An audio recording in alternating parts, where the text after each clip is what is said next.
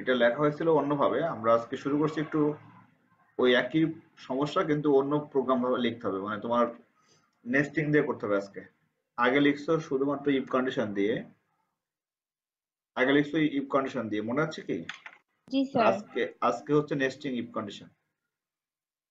আচ্ছা, ব্র্যাকেটে লিখে দিলাম যে ইফ এলস ইফ কন্ডিশন দিয়ে। এই ইফ এলস ইফ কন্ডিশনের আরেকটা নাম হচ্ছে nested if oblique nested if condition ব্যবহার করে।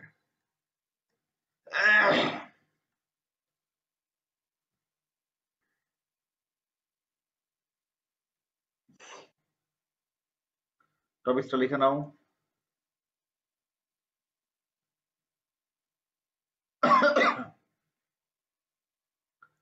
টপিকসটা লিখে নিয়েছো? Yes sir. দেখো, এইটা বোঝানোর জন্য, নেস্টিংটা বোঝানোর জন্য আমি তোমাদের ওই ফ্লো চার্টটা একটু দেখাই আবার, তো তোমাদের একটু ক্লিয়ার হবে।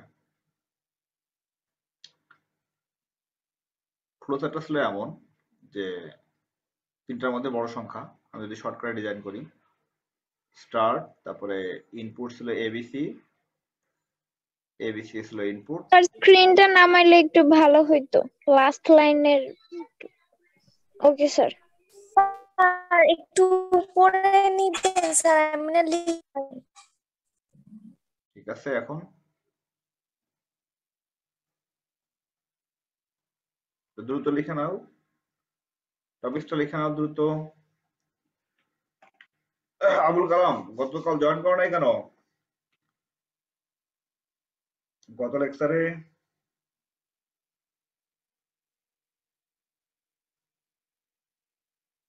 এই আবুল কালাম শুনতে পাচ্ছ আমাকে?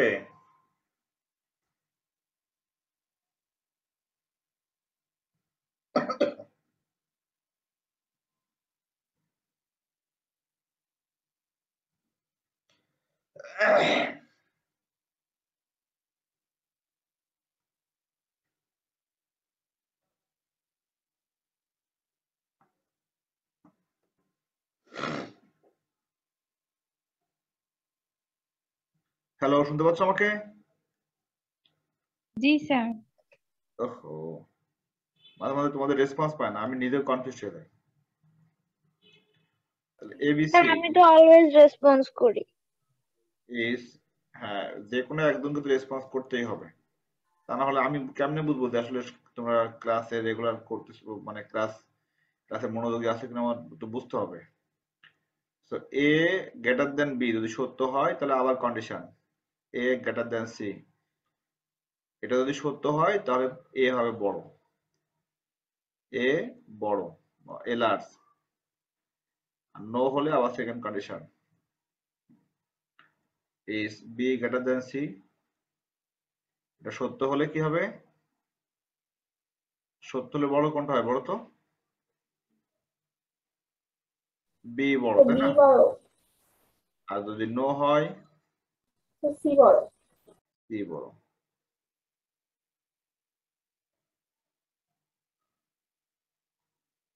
এখন আসি যে এখানে নেস্টিং বলতে কি বোঝায়।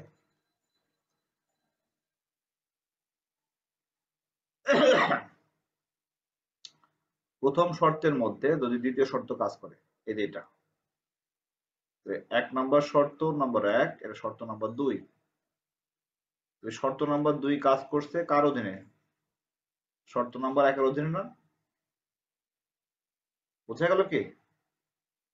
তাহলে নেস্টিং Yes, sir. শব্দটা কি বোঝায়? নেস্টিং মানে হচ্ছে একটি কাজের অধীনে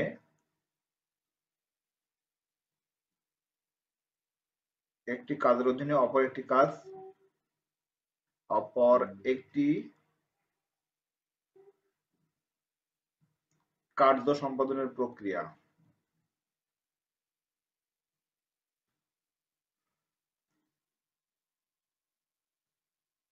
প্রক্রিয়াকে নেস্টিং বলে।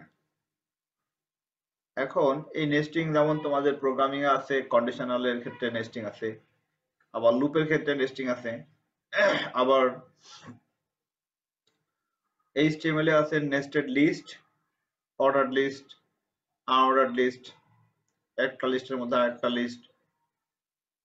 একইভাবে একটা শর্তের মধ্যে আরেকটা শর্ত যদি চালু থাকে তখন তাকে বলে নেস্টেড ইফ এলস। কেন বলা হচ্ছে নেস্টেড ইফ এলস? সেটা হচ্ছে এরকম যে প্রথমে হচ্ছে এটা ইফ কন্ডিশন দিয়ে অ্যাপ্লাই করতে হবে। ইফ যদি ইয়েস হয় তাহলে আইদিকে আসবে, আর নো হলে এলস।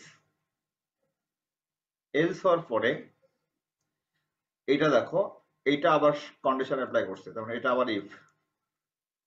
ইফের পরে যদি ইয়েস হয় এদিকে আসবে, আর নো হলে এখানে আবার এলস। তাহলে ইফ এলস ইফ এভাবে আসছে। নো হলে, যদি নো হয় ইফ, তারপরে এলস, তারপরে আবার ইফ। এই জন্য এটাকে বারবার নেস্টেড করছে, মানে একটার মধ্যে একটা চালু থাকছে কন্ডিশনটা, এই জন্য এটাকে বলা হচ্ছে নেস্টিং কন্ডিশন। সবাই কি ক্লিয়ার বুঝতে পারছো যে নেস্টিং কি জিনিস? জি স্যার। স্যার আমি বুঝি নাই।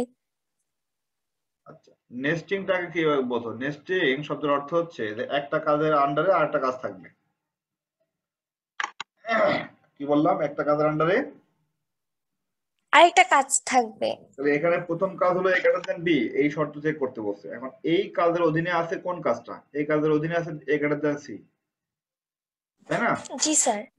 তাহলে একটা শর্তের অধীনে আরেকটা শর্ত, এই জন্য এটাকে বলা হয় নেস্টেড কন্ডিশন।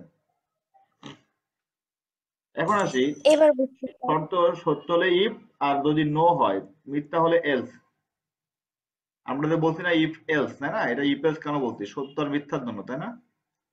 সত্য হলে কি বলেছি? ইফ, আর মিথ্যা হলে এলস বলেছি। এলস। তাহলে আমরা এখানে এটাও নো, এটা আবার ইয়েস হলে এদিকে আসবে, এটা ইয়েস কন্ডিশন। এটা হলো ফ্রেশ আমাদের ফ্লো চার্ট। তোমাদের দেখো সবগুলো ফ্লো চার্ট ডিজাইন করে দেওয়া আছে, সেখান থেকে আমরা প্রোগ্রামিং কোডটা লিখতে পারবো। এখন আসি প্রোগ্রামিং কোডে চলে যাচ্ছি সরাসরি। তো প্রোগ্রামিং কোড লেখার জন্য আমি যে সফটওয়্যার নাম বলেছিলাম ডেভ সি প্লাস প্লাস। ওকে,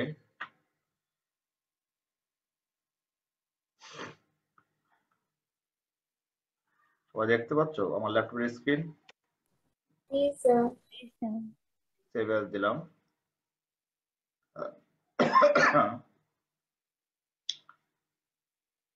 আচ্ছা, এখানে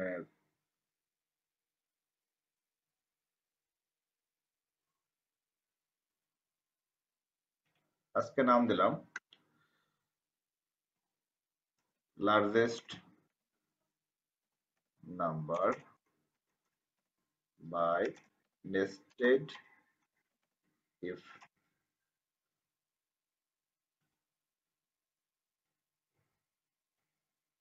প্রথমটা হচ্ছে হ্যাশ সাইন, তারপরে include,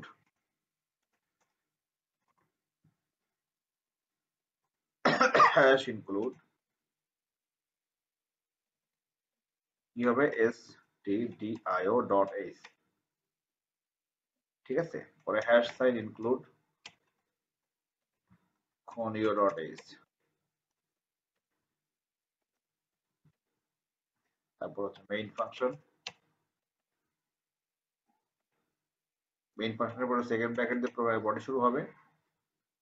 variable type integer a comma b comma c, তিনটা ভ্যারিয়েবল নিয়ে নিচ্ছি আমি।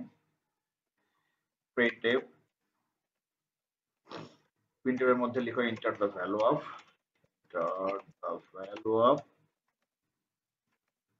a comma b and c। একবারে আমি এন্ট্রি করে নিলাম,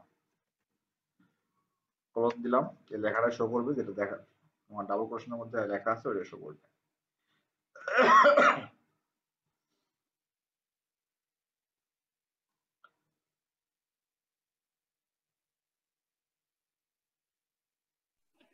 স্যার সি এর পরে যে কলমটা দিয়েছেন এটা তো না দিলেও কোনো সমস্যা নাই, কোডিং এ তো কোনো ইফেক্ট ফেলবে না।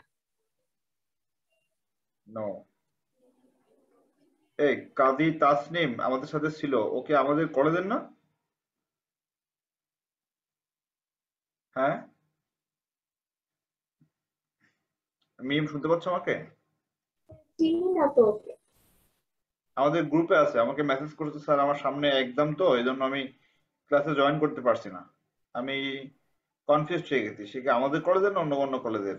কাজী তাসনিম অন্য নাম। কলেজ নেবে। আচ্ছা, এটা হতে পারে। ওকে, scanf at percentage sign d, percentage sign d, percentage sign d, সেটা কার ভ্যালু হবে? অ্যাড্রেস করতে হবে কাকে? a, কমা অ্যাড্রেস করতে হবে b, কমা অ্যাড্রেস করতে হবে c। এতটুকু বুঝতে পারছো? ক্লিয়ার? জি স্যার। এখন দেখে আসো যে নেস্টেড ইফ এর স্ট্রাকচার কেমন। নেস্টেড ইফ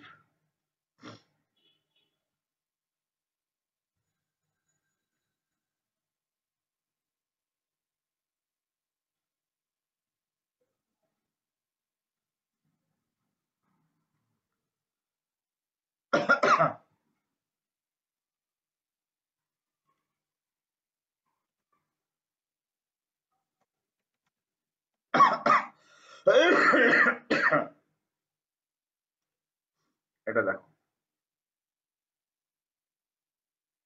কি বলছে, if a greater than b, যদি সত্য হয় তাহলে আবার চেক করবে a greater then c, if এর মধ্যে ইফ, আর না হলে এলস চলে যাবে।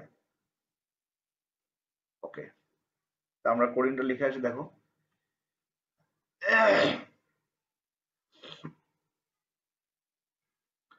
নাও if a is greater than b, আমরা যদি এটাকে এই সাইডে একটু মিনিমাইজ করে রাখি সেক্ষেত্রে সুবিধা হয়।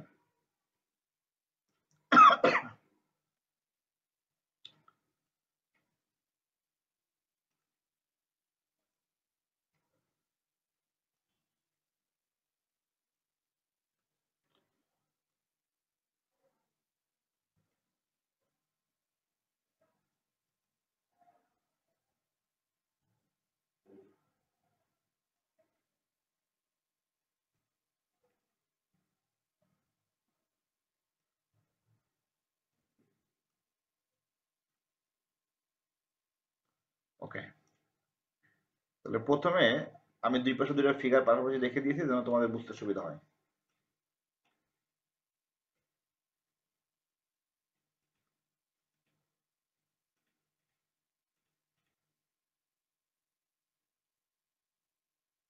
ওকে, তাহলে প্রথমে দেখো দেওয়া আছে a গ্রেটার দেন b, তাহলে আমরা প্রথম শর্তটা প্রয়োগ করলাম a গ্রেটার দেন b। এরপরে আবার কি শর্ত দেওয়া আছে? a গ্রেটার দেন c, তাই না? তাহলে ইফ, এটা ইফ শর্ত নেওয়ার পরে আমাদের যদি সত্য হয়, তোমরা দেখো প্রথম ইফ এর পরে সত্য কন্ডিশন দিয়ে চেক করতে হবে, সেকেন্ড ব্র্যাকেট দেওয়ার পরে আবার ইফ। ইফ কি হবে? a greater then c। আচ্ছা, এটা কি বুঝতে পারছো?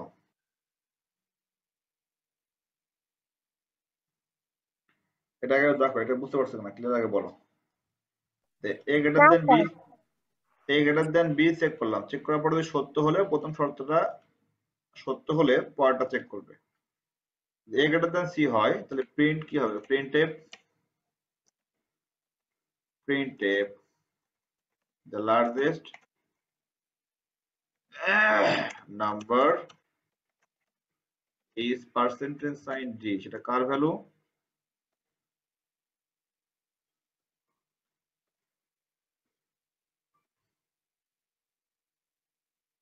বলো তো সেটা কার ভ্যালু হবে? এর ভ্যালু, রাইট? জি স্যার। আর যদি না হয় তাহলে এলস হবে প্রিন্টএফ, প্রিন্টএফ কার ভ্যালু হবে? the largest number is, এটা the কি সি largest, হবে? স্যার সি বি হবে না? হবে। হ্যাঁ, স্যার জি স্যার সি হবে। সি না বি হবে বলো? সে তো এ আর সি এর কন্ডিশন, তাহলে ইফ যদি না হয় তাহলে ইফ তো সি হবে না। রাইট, সি হবে। কি হবে? সি হবে। তাহলে দেখো আমরা একটু আবার এখানে চেক করে আসি। ডান সাইড দেখতে পাচ্ছ ফ্লো চার্টটা? এই ফ্লো চার্ট জি ডান স্যার। সাইডে। আচ্ছা, এখানে একটু মনোযোগ দাও। এই প্রথম শর্ত যেটা আছে, এই যে প্রথম শর্ত, এই শর্তটা তোমার প্রথম শর্তটা চেক করেছে এই যে এইটা এ গ্রেটার দ্যান সি, এই এ গ্রেটার দ্যান বি, যেটা এটা হলো ফার্স্ট শর্ত। এবার এই শর্ত সত্য হলে এ গ্রেটার দ্যান সি, এইটা তোমার চেক করেছে এই শর্তটা, এই যে সেকেন্ড শর্ত। ঠিক আছে? এবার সেকেন্ড শর্ত যদি সত্য হয় তাহলে প্রিন্ট হচ্ছে এ, এই যে প্রিন্ট হচ্ছে A, এটা হলো এটা, এইদিকে যে মানটা আছে। আর যদি মিথ্যা হয় নো হলে বড় হবে কোনটা? সি। সি হলো এইটা, তার largest number is percentage sign d, সেটা হলো সি এর মান। কারণ কি বুঝতে পারছো? এতটুকু ক্লিয়ার? জি স্যার। আচ্ছা, এখন দেখো আমরা কিন্তু মানে ইফ এর লজিকটা সত্য হলে যেদিকে আসবে সেটা সলভ করে নিয়েছি, কিন্তু যদি প্রথমটা নো হয় মানে এলস দিয়ে আসতে হবে এখন। তাহলে এই প্রথম ইফের এলসটা কাজ করবে। এখন দেখো এই জায়গায় আবার এলস, এলসটা কাজ করবে কার? প্রথম ইফের এলস মানে কি? সেকেন্ড কন্ডিশন যাচ্ছি আমি এখন। সেকেন্ডে যাওয়ার পরে তোমার আবার যেটা করতে হবে, ব্র্যাকেট দিতে হবে। এগেইন ইফ, ইফ কি আছে বলো তো? কি হবে? বি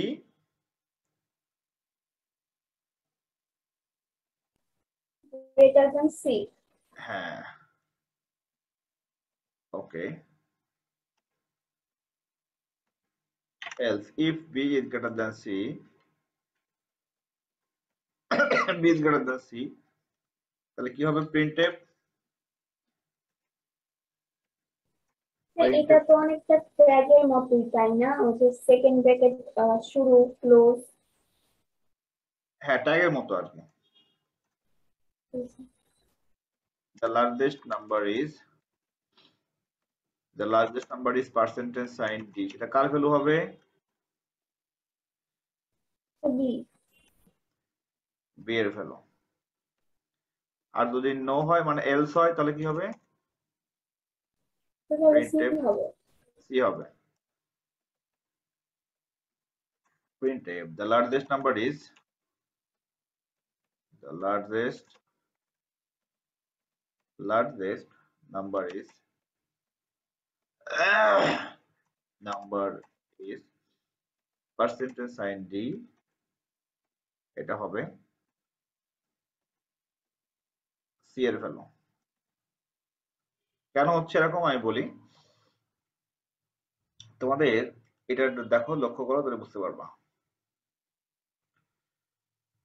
আমাদের যেটা নো কন্ডিশন আছে, এই নো কন্ডিশনের ভ্যালুটা হচ্ছে এই এলস এর জন্য। আচ্ছা, এটা আমি একটু স্ক্রিনশট দিই তাহলে বোঝাতে সুবিধা হবে।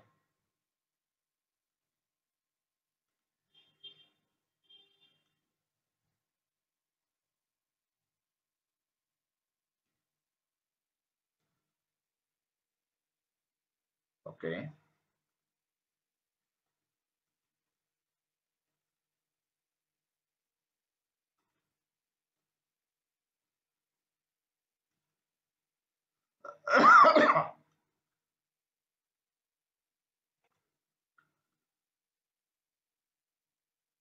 সবাই কি স্ক্রিন দেখতে পাচ্ছ না? ছোট হয়ে গেল।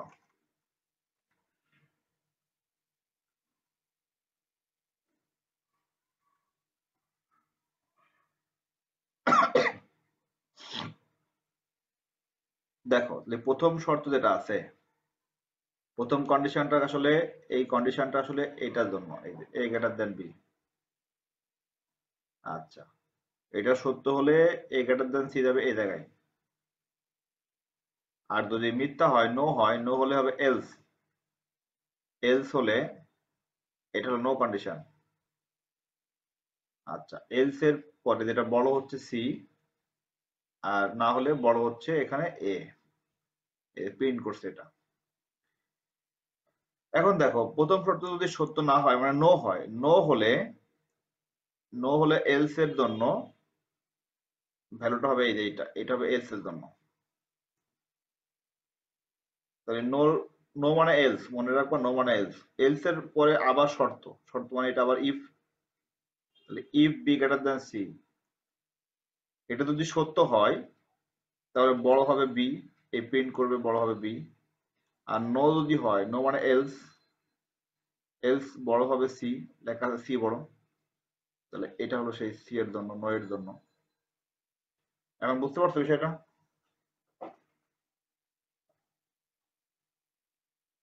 জি স্যার। এটা কয়েকদিন প্র্যাকটিস করলে ইনশাল্লাহ পারবা।